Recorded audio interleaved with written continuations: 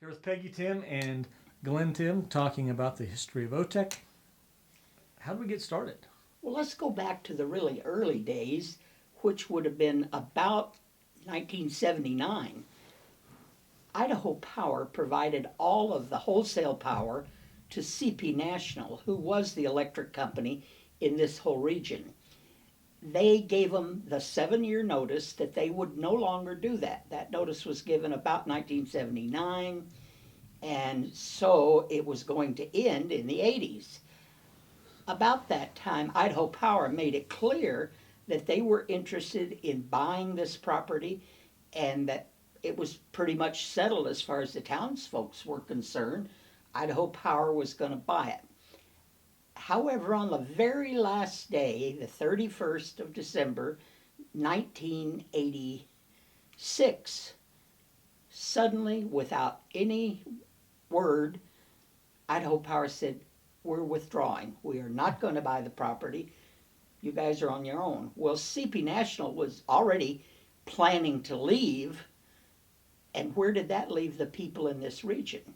It's late 1986, and where are we going to get our electricity? So I began to think a lot about it, and Glenn, along with it, of course. I wrote to the American Public Power Association back in the East and got a copy of their handbook about how you form a PUD. We were not thinking of a co-op at that time. We did a lot of research, a lot of thinking about it, and I made a trip to Salem to the legislature where I talked to a friend who was also the manager of a co-op over around, well, he was from Blatchley Lane, that's somewhere near Eugene, I think. It's in that area anyhow. And he told me about co-ops. So we came back, and in 19, Glenn and I, and at that time there was a fellow by the name of Oscar Cohen, Coen, and Oscar was going to be the third person on the Articles of Incorporation. But he withdrew at the last minute. And I guess this is when we got Glenn to be an official member of that Board of Incorporators. Dick Haynes was the other with me, and now we had Glenn. We had our very first meeting, and that was at the Sunridge. Is that right? Mm-hmm. The Sunridge Inn. Well, no, it was called the Copper Kitchen at the time. As a matter of fact, they changed names. And our, what do you call it, the bylaws call for a quorum of 25 people. Well, we didn't have 25 people there. We had a lot of dignitaries. We had people from Bonneville. We had people from even the national manager of the NRECA, the National Rural Electric Association, flew out here, and he was here.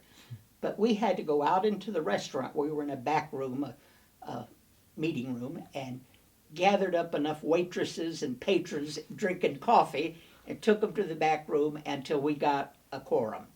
And that's where we elected the first board members, as I recall. Am I getting that right? I think we are. There were 7 board members at that time. We had Glenn, Dick, and I.